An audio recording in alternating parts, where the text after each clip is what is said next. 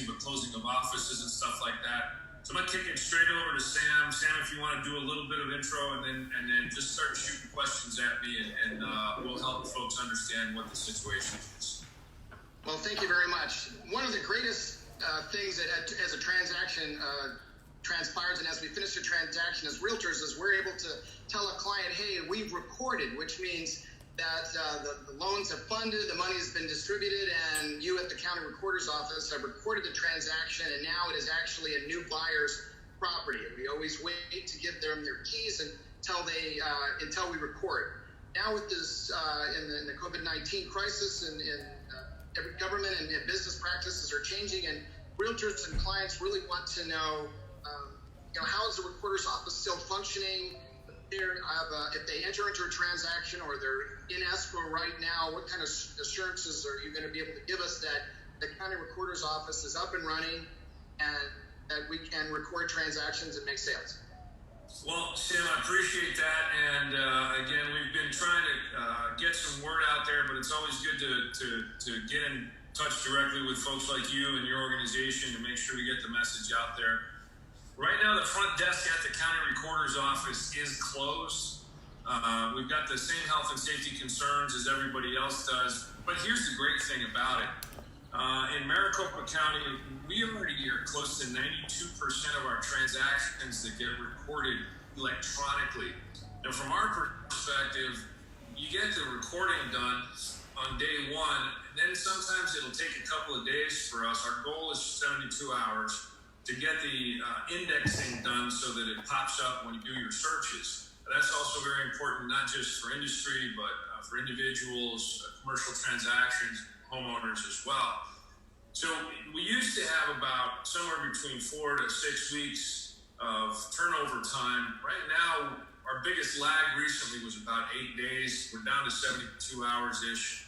And what we've found is even after we've shut down or started sending our folks home in waves over the last week and a half, is our transactional speed is actually going a little more quickly for that data entry. So there's two pieces for us. Number one, are the transactions getting done? Yes. How? I'll tell you in a second. And number two, how quick is that space on the backside for us to do the indexing so that folks can look up the transaction, right? So that's a two-part function that we run. The first part, I'll start with, so it's been several days, actually since last week or even before, that we started equipping our folks with the remote means by which they can actually do the indexing on the recording side of the house. Now, very interestingly, we were already physically equipped to do that in a lot of ways that other offices aren't. Remember when we created those site book check-in systems for elections? Mm-hmm. Well, what we had to do at the time was get an online system that wasn't on the internet. We've got a VPN where we could use these MoFi individual, to get on the internet, to get into the network remotely from anywhere in Maricopa County. We're using those on the recording side of the house right now.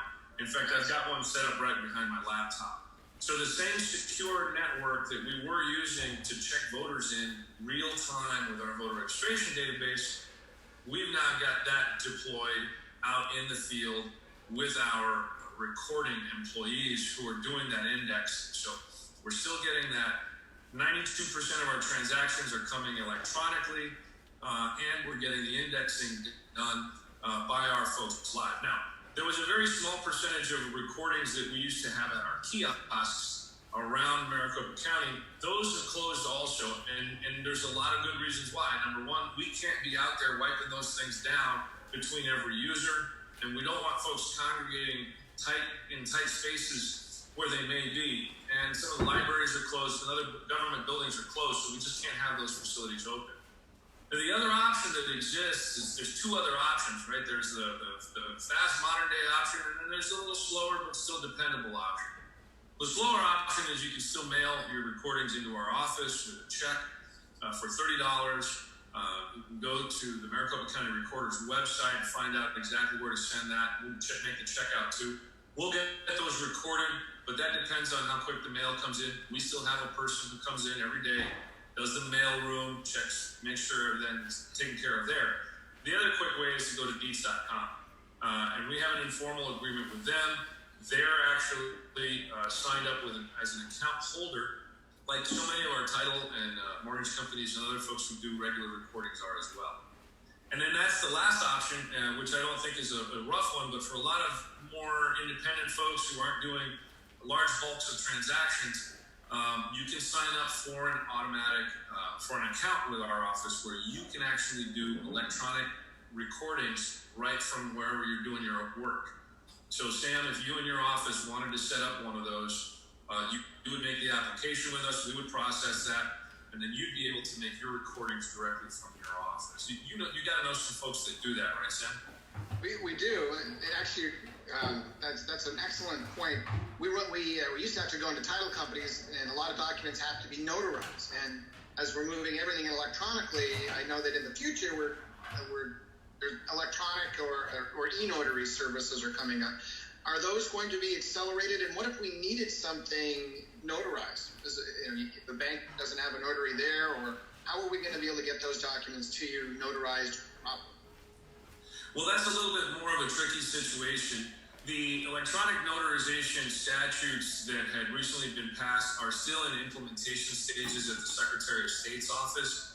She's basically like the administrator of the notaries.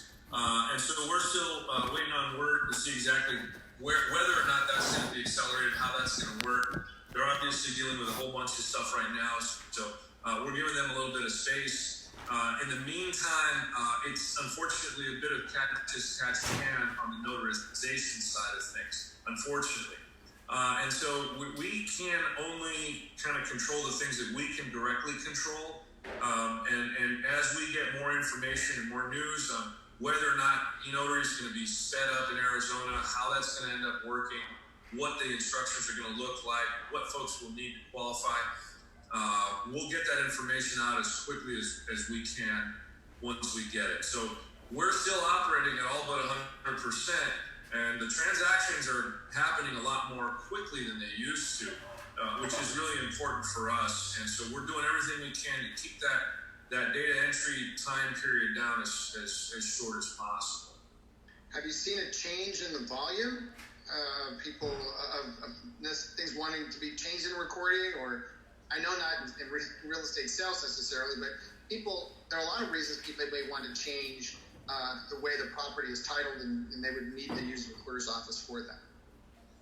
Yeah, well, there's two parts to that. First of all, we're actually looking day by day at transactions to the calendar last year. We're not seeing any reduction at all. So either the volume is adjusting because of what's happening out there, and we normally would have had more, but we have less now, or we would have had less and we have more now. We really don't know, but we're operating at the same volume of transactions generally as we did a year ago, which is good, and that means that our office can handle, even with almost everyone working remotely, we can still handle the job and do the job for you all and serve your particular portion of the economy, which is incredibly important to us. So I'm happy about that. And so far as what the other basically structural or legal changes need to be made, those are big statutory issues that are going to have to work their way through the legislature. When it comes to how stuff gets recorded and sort of the meaning of some of the documents and things of this nature. We're not really, the biggest change that we had recently was that fee increase that we had. The standardization really is what it was. It was a bit of an increase in some transactions. It was a big decrease in some as well, actually.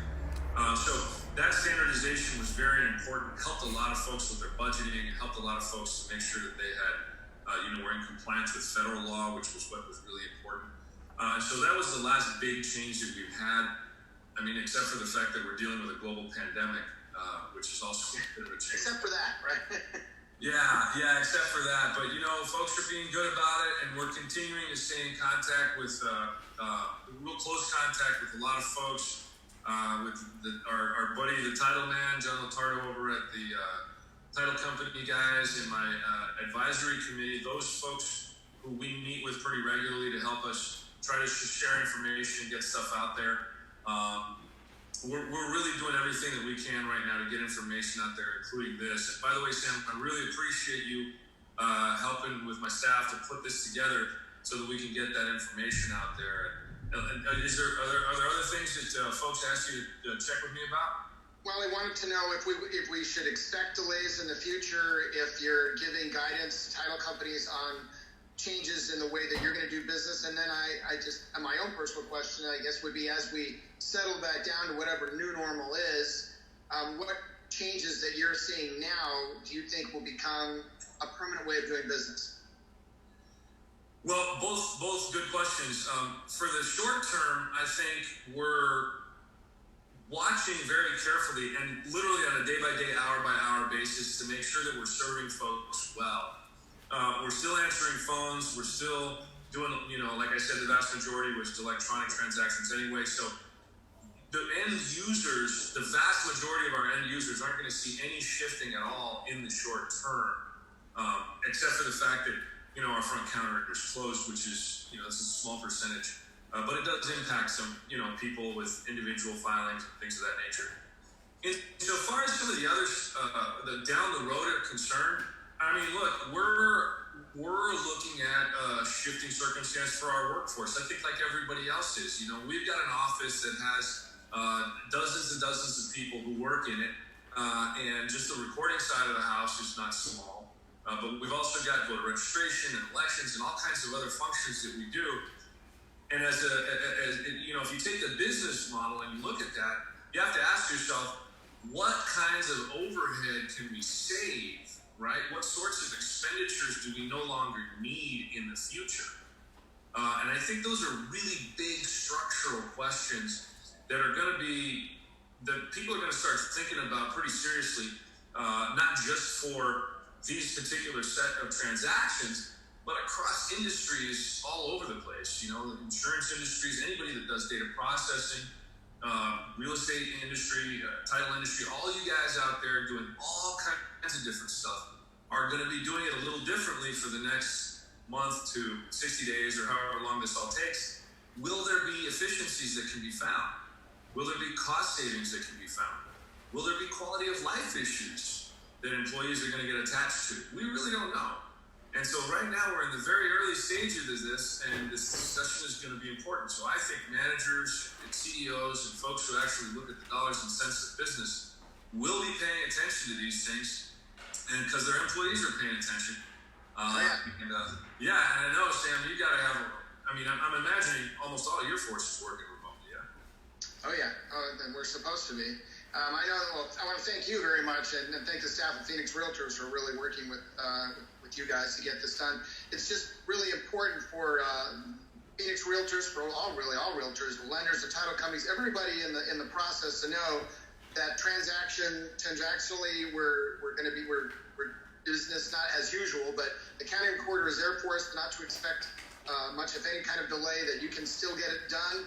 So we should have full confidence in engaging buyers and sellers in contracts, and transactionally we're going to close sales. And I got to tell you, Sam, that was one of the sort of the underlying questions that we really dealt with under my administration so far. We used to send all of this data processing overseas, and we didn't know where. And that was one of the reasons why there was some identity theft in Maricopa County, and a lot of it was traced back to the county recorder's office at the day. When we repatriated all of that data processing, when we brought back all of that, capturing and keeping all of our information here in a secure way, processing it here at home, we really actually sped up those transactions as well. So back in the day, it used to take, like I indicated before, 3, 4, 5, 6 weeks, sometimes 2 months to get that transaction where you could find it. And a lot of times folks are looking at that for, smaller things, like let's say you buy a house, you want to drop in a little retainer wall over here, or you want to do a swimming pool.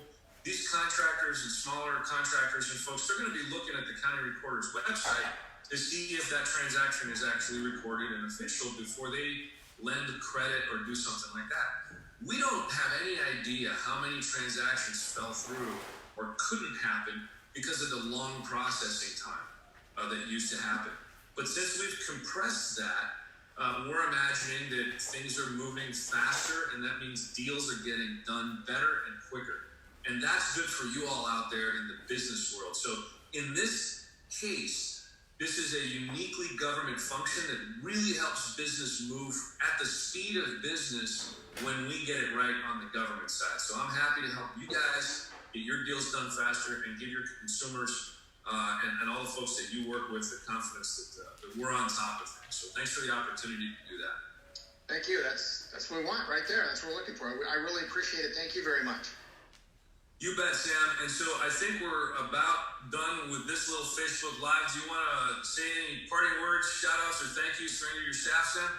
Thank you, Phoenix Realtor staff. Thank you, Phoenix Realtors. Thank you for everyone that sent me questions. I hope that I was able to ask Adrian. I want to thank you very much for your time and your forthright and concise answers, which are terrific.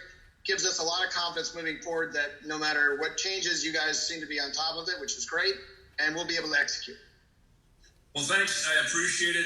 Again, folks, Sam Miller, the president of Phoenix Realtors, for all his crew out there, thank you very much for sticking with us through this last week and a half of a little bit of uncertainty, but we are on track. I want to give a shout out particularly to Lee Wade, our director of recording, her staff who are dispersed all over Maricopa County right now, still making sure that we get the job done for these folks because that's their livelihood. And frankly, that's our job. So I'm Adrian Fontes. Again, Sam Miller, thank you so much for being out there. And because we're doing this so disconnectedly because of social distance, my staff is actually somewhere else broadcasting this from their phone onto, I don't know, off of a laptop or something on the Facebook Live. I don't know. Sam, thank you so much. Thank you. It's great. Enjoy, everybody, and stay safe. All right. Thanks, everybody. That's it for now.